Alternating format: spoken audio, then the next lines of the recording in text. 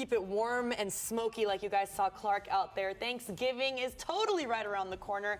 And if you're wearing the apron this year, some local pitmasters are offering key pointers on how to properly smoke a turkey. Paul, have you ever done that? Smoked a turkey. I've smoked a lot of things, but not a turkey, I don't think. Okay, I don't know what that means. Smoked some other meats. All right. All right. Anyway, hey, classes over at Brisket University are in, and Clark is out there live. Clark, what's your Brisket GPA? Paul, I don't even know what's going on over there. That was hilarious. My Brisket GPA, it can use a little bit of work, but today we're actually focusing on turkey, so I'm really happy to be hanging out with Chris Malloy. Good morning. He is a master at the pit, and he's going to tell us how to dress a smoked turkey. I've never done this before, so what's the first step? Our first step that we're going to want to do is when you get your turkey, you're going to take it out of the package, and you're always going to have what they call the giblets in a small package somewhere, and we're going to have the neck inside. So we're going to get those removed. Right. Take that little pop-off thermometer out, get our bird ready to go. And our first step that we're going to do is we're going to do an injection. I like it. So this keeps the bird moist, everything going good. So I want to know if this is what a plastic surgeon feels like when they're prepping. That's right. Just come straight in from the end, all the way in. Get that deep inside that breast muscle. Okay. And then press that injection. Yep. How much about should I press? halfway there. Okay. Okay, good. Now pull it out, and we're going to go straight in that neck side, all the way in. There you go. Okay. Go deep right there. That looks good. That's great. So we've got our breast done. Let's go ahead and get our mayonnaise on the outside. So you said mayonnaise. I said mayonnaise. We're going to use this mayonnaise. So one thing with turkey is a very lean bird, right? So our mayonnaise serves two functions. We're adding some fat that helps keep everything moist. It helps crisp that skin up. And it also is going to help us adhere our seasoning when we put that on. Ooh, I like that. Okay, so I'll do like butter or olive oil sometimes, but what's the difference between those types of fats in this one? So with butter and olive oil, just get after it, get it all over, and you're going to smear that all over that bird. Okay. Mayonnaise has a little bit more thickness to it. It's got some other properties other than just the fat, so we like the mayonnaise for what else it brings to the table. So get a little bit more there, and you're going to be good. That's a great part. That is so cool. And does this help with the color at all, too? It does help with the color. That's exactly right. It helps get us that nice bronze color we're after. So once you get that on, you can cap that off, and then we're going to take our graduate rub here, and we're going to get after it. So just really heavily season that bird everywhere you see. Yes, absolutely. And so every year for Thanksgiving, I brine my turkey. I'll do it in like a salt solution with some herbs in there.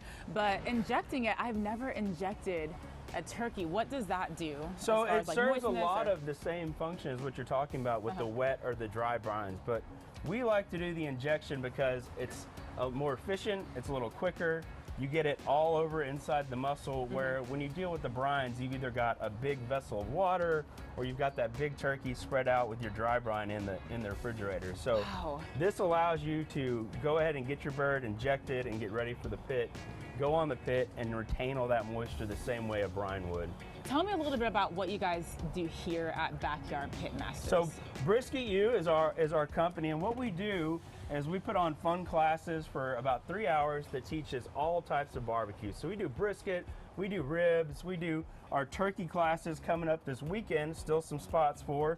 We're gonna have them in Austin as well. So we like to get folks into our classes. They learn about barbecue in a fun environment at a brewery, and we have a great time. That is so cool that you have classes, and if people are trying to get a little bit more inspiration and they just don't know where to start, there's still time, y'all, so you can actually learn how to smoke a turkey. That's right. Okay, so this is what she looks like now, but we're actually gonna head over here because we are getting ready to see what the finished product looks like. And it looks beautiful earlier. Oh my goodness. I love it. Okay, so Pitmaster Chris. Yes. How long do you smoke a turkey for?